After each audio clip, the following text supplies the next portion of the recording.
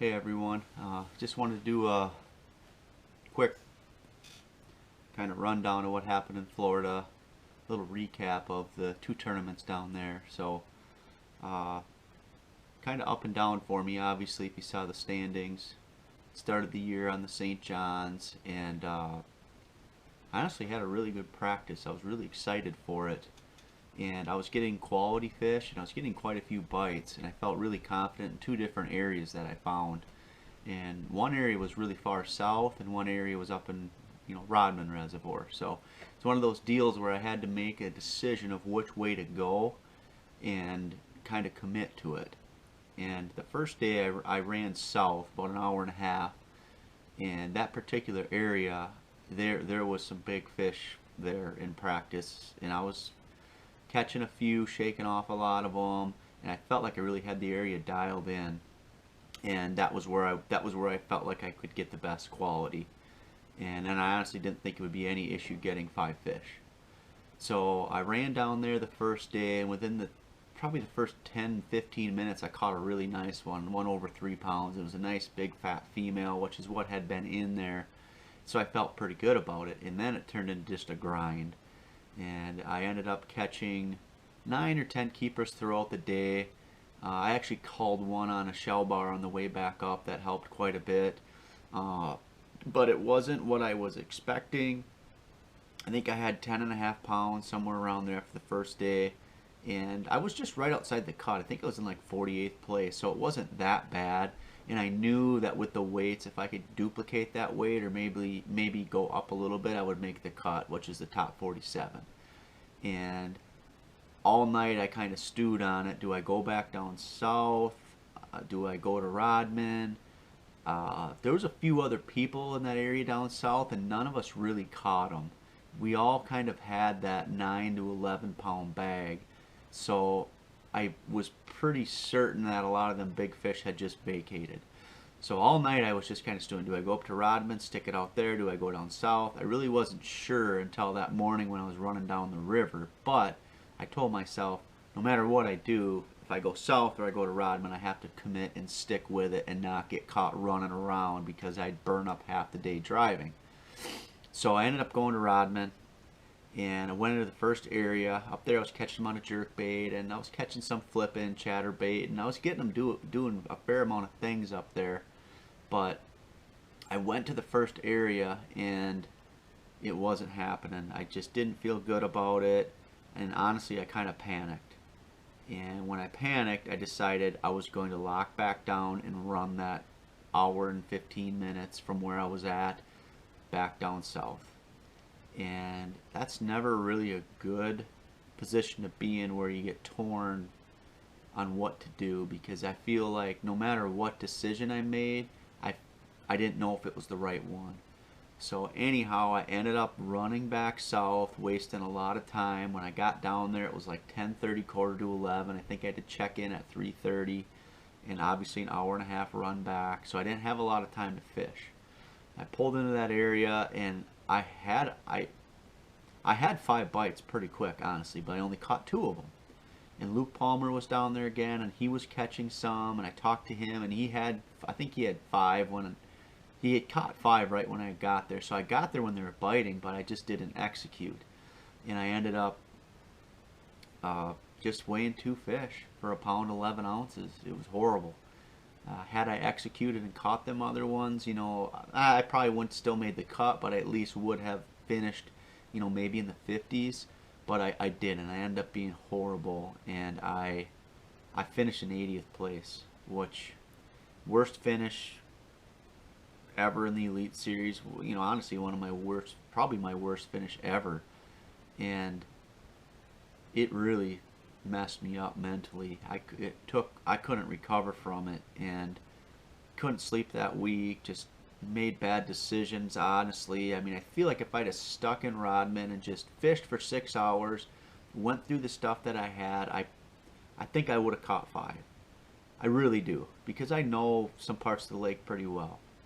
But either way, I finished bad. And I'd been on the road for a month and a half, working hard, pre-fishing everywhere.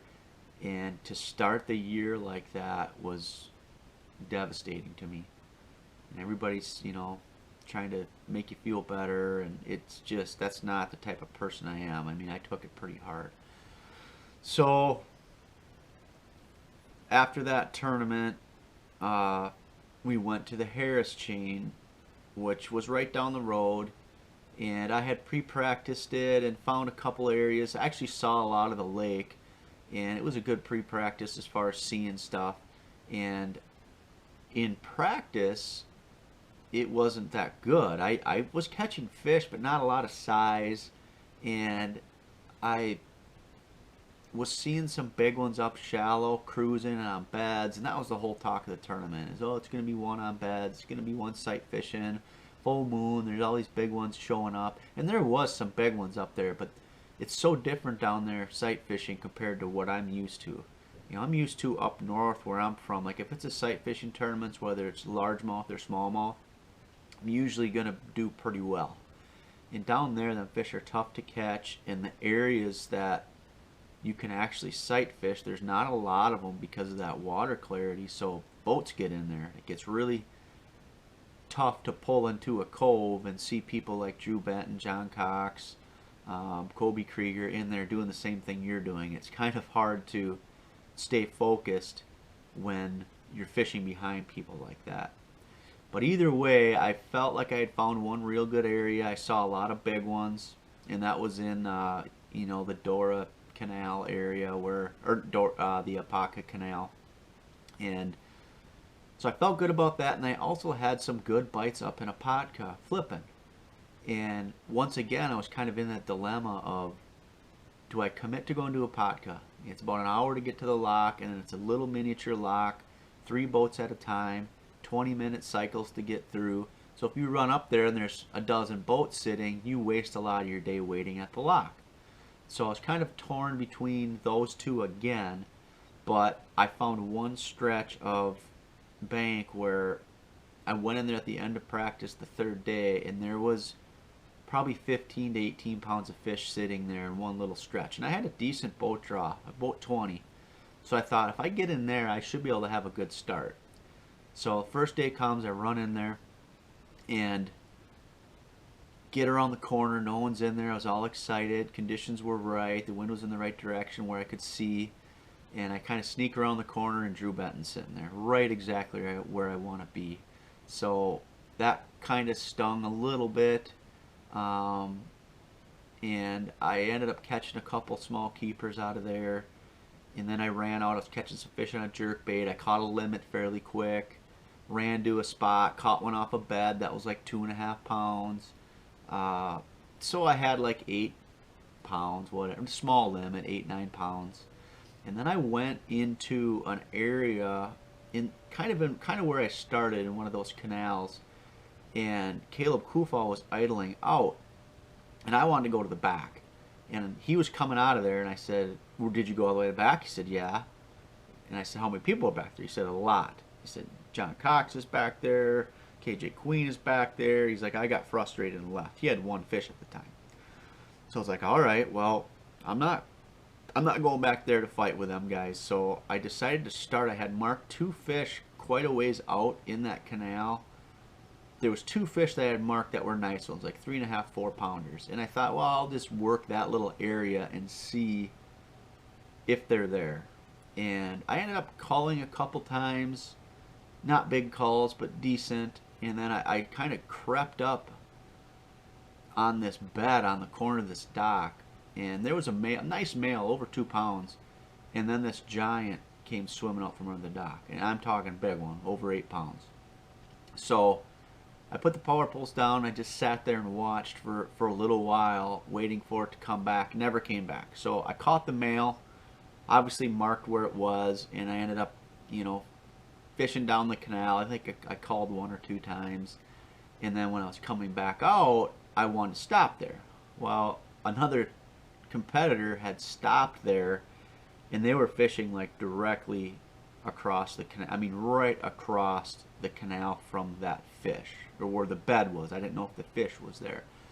So I put the trolling motor down, and I started working up the side that I wanted to fish, and these canals are narrow. I mean, it's maybe 40 feet wide. So he kind of turned and saw me, and I'm going to put a clip up of what happened. So he kind of saw me, and he kind of had to make the decision what side to go on. And I think he was kind of fishing fast too, and so he kind of put it on high and started going. And I seen him look over, and I seen him look at the bed, and then I seen him cast his Senko up there, whatever he was throwing up there, but he didn't let it sink, and he just kept going. So I kind of was like, oh man, that's, if that fish is there, that was, I got really lucky. So he kept going, and I kind of creep up on it and trying to be as sneaky as possible just in case that female had moved back up, and it was pretty cool what happened. So I'll put this little clip in there, and you can kind of see what went down. It was pretty cool for me, so put that clip up here quick.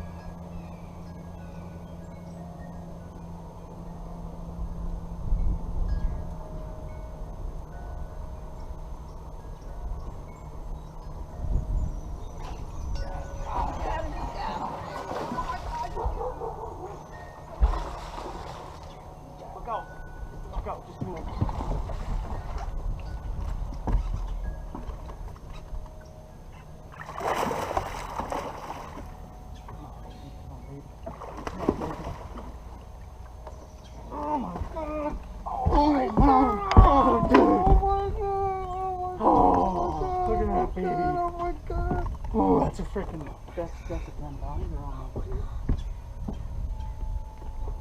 Right back in it, baby. We're fishing right, look at that, just choked it. Oh my God. Boom, boom, boom, boom. Oh.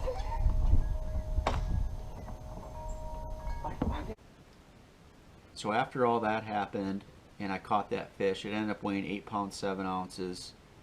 You know, giant one, definitely the fish I had seen before.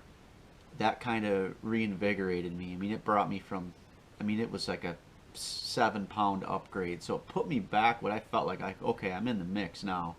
I've got a good bag, and I got a lot of day left. Maybe I can run into one more. So it was pretty crazy. Like when that happened, it just changed my mindset of I gotta just go to where I had caught them and seen them to like, okay, now I've got a little cushion, which didn't turn out to be. If I brought in that bag, you know, I'd have been okay, but I would have really had to catch them the second day. So I felt like I was going to be up there though. So I'm like, I'm going to just try some new stuff. So I was idling out of that area, and there was this little canal I hadn't practiced in it all, but it looked good, and there was nobody in there was the main thing. There was nobody in there, so like, I'm going to go in there and just fish fast and look for another big one. And I had no idea what the banks looked like, if there was sand in there. I just didn't have any idea, but I'm like, I'm going to take a half hour and fish it. So I worked my way in there, fishing fast, flipping the big bite fighting frog. That's what I caught that other big one on. 60 pound Sunline FX2 braid, 5/0 straight shank hook, and half ounce Motley fishing sinker, tungsten sinker. So I was just kind of flipping around docks, seawalls, and there was this guy on the dock, and I was kind of talking to him as I went by. Like I said, not really concentrating on what I was doing, but anyhow, I make this pitch up to this inside dock post, and I'm going fast, you'll see, and all of a sudden I feel a bite, and I set the hook, and it's another giant one. So I'll put that clip up and kind of see how that went down. It was pretty cool to actually sit back and watch it all happen. So I'll put that up now, and you can check that out.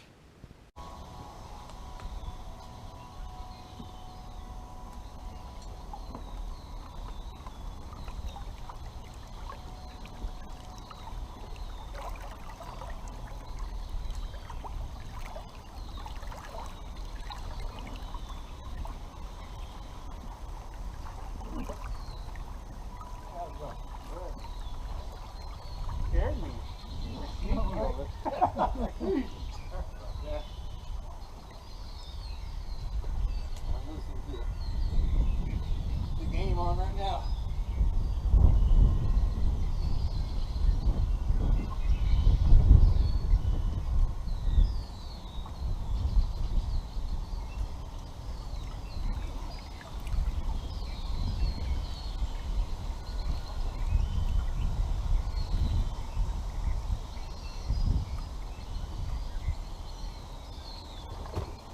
Oh, wow.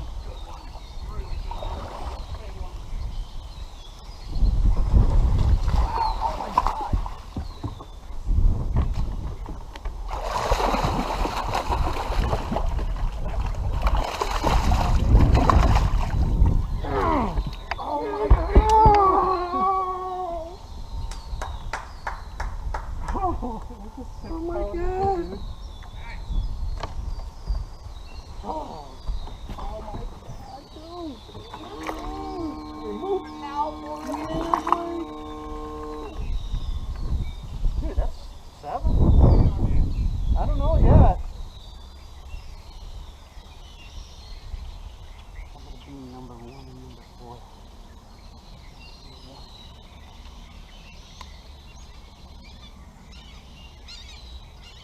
7 pounds. Wow. 7 pounds. What? 7 pounds. All right. Yeah. I gotta be number 1 and number 4. So after I caught that one ended up being 7 pounds, like 6.99. So now all of a sudden I'm sitting with, 22 pounds, and I thought, I'll probably be in the top 15. So I felt pretty good about it. And I fished the rest of that canal. I didn't get another bite. I think I called one more time on the way in, but never really caught anything else substantial that day. But I ended up being in second after the first day, like 1 ounce off the lead, and felt fairly optimistic about what was happening. That's how fast it can change in Florida. Is all of a sudden one shows up, a big one like that. And if you pay attention to a lot of the good bags, the 17, 18 pound bags, most of them had like a 7 pounder in there, and then the rest were 2 to 2.5 pounds. So I felt like I got really fortunate and got those two big ones, which that's how you put yourself in position to win, is to get 2 of those bites. If you get 1, that's good. You get 2, that's great. So I went out the next day. I had a camera on the boat, which I'm sure some of you watched it. A pretty slow morning. I ended up catching a small limit, like 6-7 pounds, and then I went back in that same area where I caught those 2 big ones. And to my surprise, there was nobody in there, and I kind of had free reign of it. And I worked through there. I found 2 or 3 real nice ones I couldn't catch, but I ended up catching some decent ones over 2 pounds. Left there with, I don't know, 10 pounds, whatever it was. Stopped on a couple grass clumps on the way back to weigh in. Caught one close to 3 pounds. I caught one, that was 2.25, 2.5. That really helped. So that was, I had 11 pounds the second day. And I ended up dropping down to 16th place, but I was only a pound out of the lead. So I felt, once again, all right, I get to fish day 3, made the cut. I'm around big ones. I just got to get lucky and get 1 or 2 of them big fish in the boat to separate myself from those average 10, 11 pound bags. So I ran back into that same area. I think I stopped on a couple grass spots right away. Didn't get any. Ran back in there, started on a fish that was probably 3.5 pounds I found the day before that I thought would maybe be ready to go. Couldn't catch it. Kept leaving the bed back and forth, wouldn't stay on there. So I turned around and I skipped it was actually a big bite cane stick, which is kind of it's a stick bait, but it's kind of a cross between a trick stick and like a French fry. And I really like it for wacky rigging, especially in super shallow water. It just falls a little different, falls a little slower. But anyhow, I hook one on it, decent one, over 2 pounds, and I lose it. Like, God dang, that's not the way I wanted to start, because like 2 pounders were decent ones. And as I'm fighting it, I saw on the bank, I saw a bed, and I seen a fish or 2 on it. So I lose that one. I was kind of bummed, but instantly I roll up and I see there's a nice male and then there's a big female, like 5+, 5 to 7 pounds, 5 to 6 pounds. I don't think it was 7, but caught the male right away. You know, it was 2 pounds, and that female was just fired up. I mean, it was chasing everything around the bed. It was just boiling up the water, and I had the thing bite, I bet you 6 or 7 times, just flipping a craw in there, and I just couldn't hook it. It was just picking it up by the claws, and I just could not get it hooked. And I ended up going to like a heavy drop shot rig on a bait caster, which is what I caught a lot of them on. And I fished it for I knew if I caught that fish, it would make a huge difference. And I thought it was 100% chance I'm going to catch this fish. And I ended up fishing it for probably a half hour, and it really kind of mellowed out, and it stopped running bluegills out of there as fast as it was, but it was still stay on the bed. And I pitched in there, and I was just letting it sit there with a heavy drop shot, and my marshal, a nice guy, but, and I'm not blaming it on him, but he started talking to me about, oh, maybe you should leave the fish. What happens if you leave it and come back? And I turned to tell him, like, no, no, just let me fish this thing. And I looked back, and the thing had my bait, and it was 4 feet off the bed, swimming with it. And I hooked it, and it was, you know, it came up. I'll try to put that clip on there.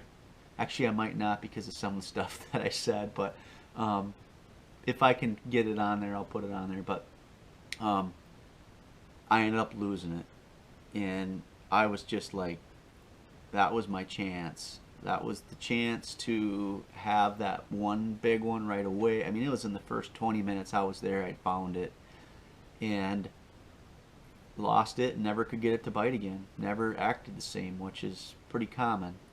And I left that area with that one fish, and I went around the corner to the other place, and I was, once again, there was nobody in there except for John Cox at the very back.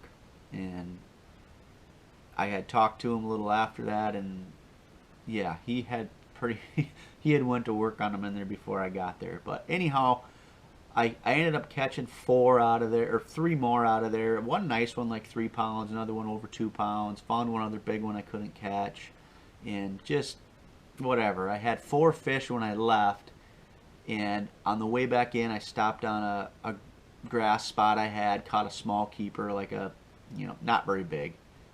It was not even a pound, but I had 5, and ran back towards takeoff. I had one shell bar that I'm like, I'll stop on that. I literally had 3 minutes to fish, and I caught a nice one, like a 2.5 pounder that got rid of that tiny one.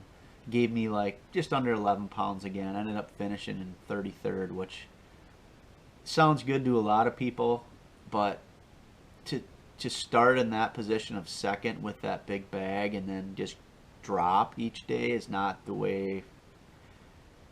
I wasn't super happy about that, but I was happy to make the cut and start to make, you know, to dig my way out of that 80th place hole that I started with on the St. John's. And kind of the way they have point structure set up for keeping in the Elite Series, it's very difficult for us new people to stay in it. So I finished 55th last year, which might look decent on paper because it was about halfway up the field. But with as many people as they cut, and they're cutting 13 more this year, and the way it's structured, it's really structured to protect the veteran people. It's not structured at all for new people that are coming in. So I'm starting to kind of see some stuff that you don't realize happens until you're there. I'm starting to really see another side of the business, I guess you could call it, that's, I don't know, difficult to navigate through. So either way, bottom line is I've got to catch them the rest of the year. Started out bad, second tournament okay, I think I'm in 64th now. The way I look at it is I've got to be in like the top 45 to have a chance of being around next year. That's to have a chance. I mean, I think I got to be in the top 40 to be like, yeah, you'll make it. But like I said, the way it's set up, it's hard to even really guess where you need to be. So either way, I'm just going to keep working hard like I have been, and hopefully it works out. I'm kind of excited to go to Santee Cooper here. Had it was a cool looking lake. I had a lot of fun there in pre-practice. Learned a lot about navigation. Found some areas that look promising, but once again, well over a month ahead of time I was there, it's going to be very difficult to know where to fish when we're there. But either way, had quite a bit of fun so far. Just want to try to keep the little bit of positive momentum going that I got off the Harris chain and try to roll into the next tournaments and keep the season going the right direction. So that's kind of the recap.